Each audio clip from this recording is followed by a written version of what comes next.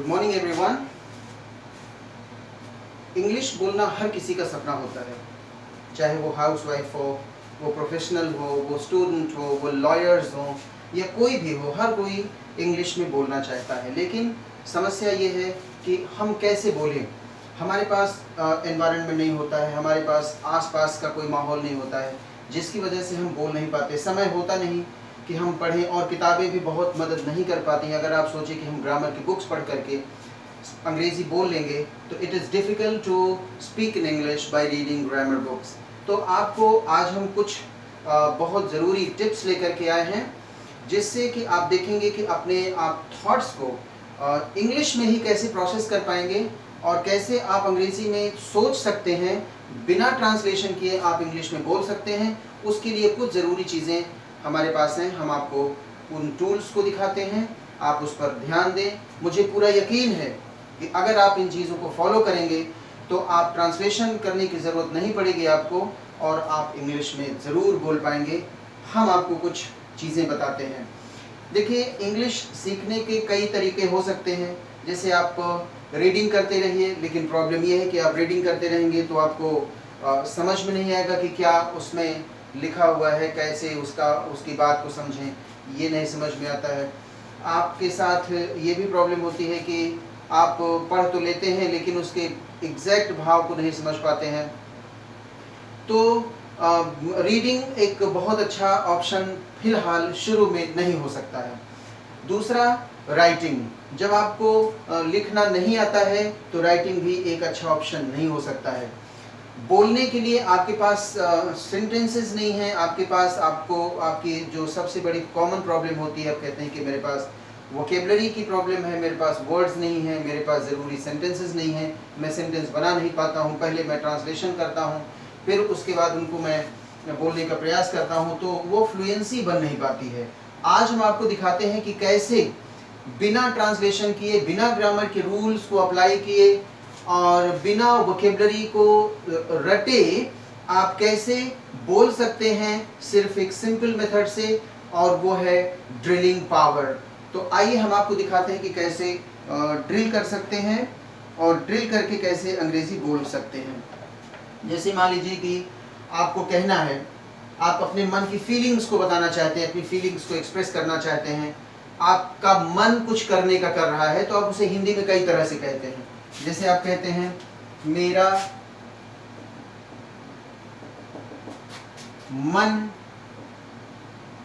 हो रहा है, मेरा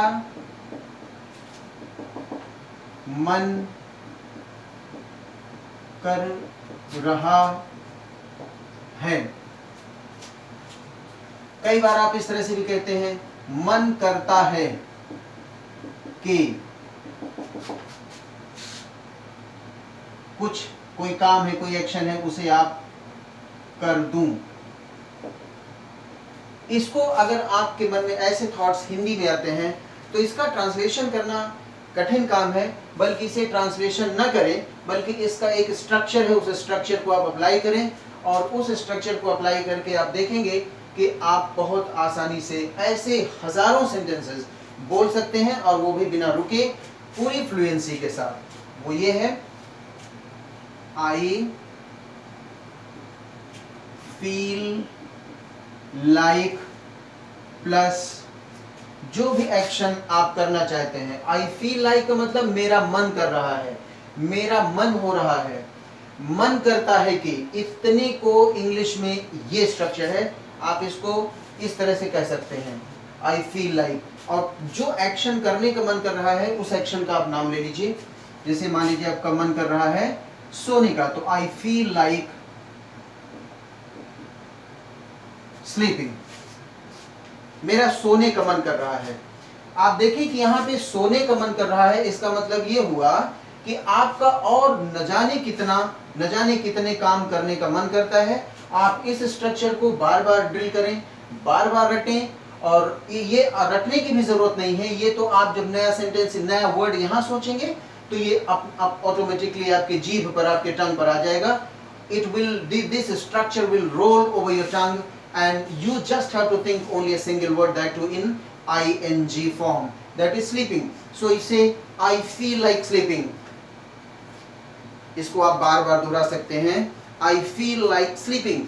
जब ये आपकी जीभ पर आ जाएगा, जब आपका ये हिस्सा बन जाएगा, थोड़ी देर की क्रैमिंग के बाद I feel like sleeping ऐसा कहते कहते, तो ये रटने की जरूरत नहीं पड़ेगी, बल्कि आप फिर इसके लिए एक नया एक्शन सोचेंगे कि और अब क्या करने का मन कर रहा है आपका.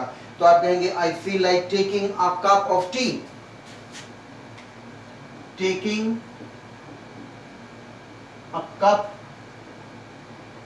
of tea. आप देखिए ये वही है, structure is the same. Now you are thinking of a new word only. एक नया शब्द आपने सोचा, taking a cup of tea. I feel like sleeping. I feel like taking a cup of tea. आपका और न जाने क्या मन कर रहा है, आपका और बताइए क्या मन कर रहा है. आपका मान लीजिए कर रहा है मन कि हम घर को पेंट कर दें, तो आप कह सकते हैं पेंटिंग, पेंटिंग द हाउस. आप हाउस को पेंट करने का मन कर रहा है, आपका पिक्चर पेंट करने का मन कर रहा है, आप पिक्चर को पेंट कर सकते हैं. I feel like sleeping. I feel like taking a cup of tea. I feel like painting a picture. I feel like क्या करने का मन कर रहा है? आपका मन कर रहा है कि I feel like sweeping the floor.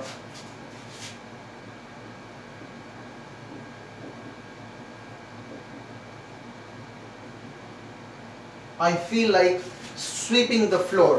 आपका और क्या मन कर रहा है? आपका मन कर रहा है कि I feel like playing the guitar. I feel like practicing the guitar. आप गिटार को प्रैक्टिस करने का मन कर रहा है, तो आप कह सकते हैं कि I feel like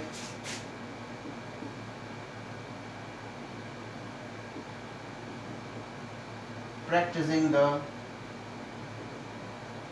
guitar. I feel like practicing the guitar. और क्या मन कर रहा है आपका? I feel like cooking dinner.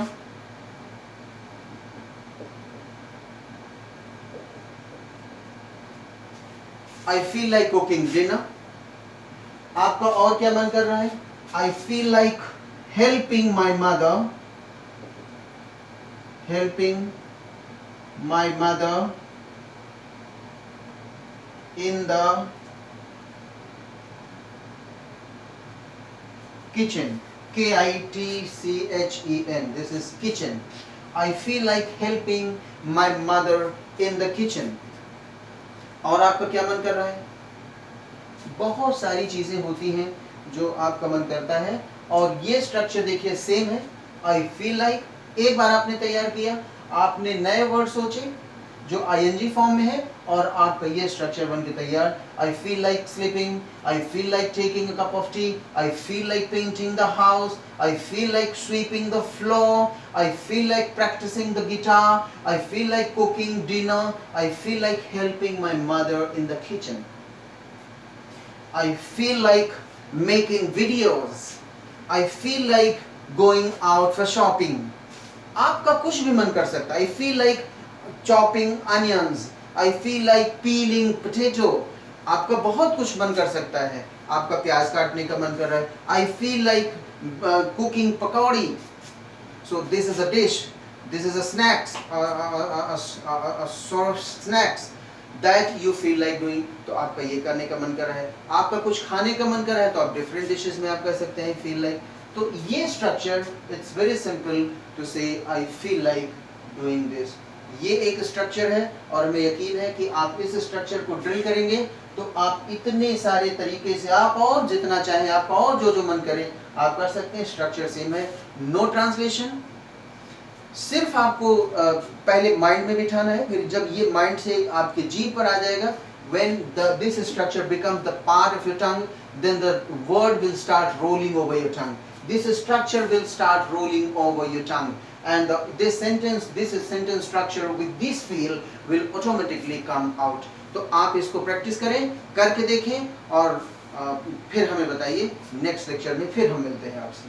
Bye bye.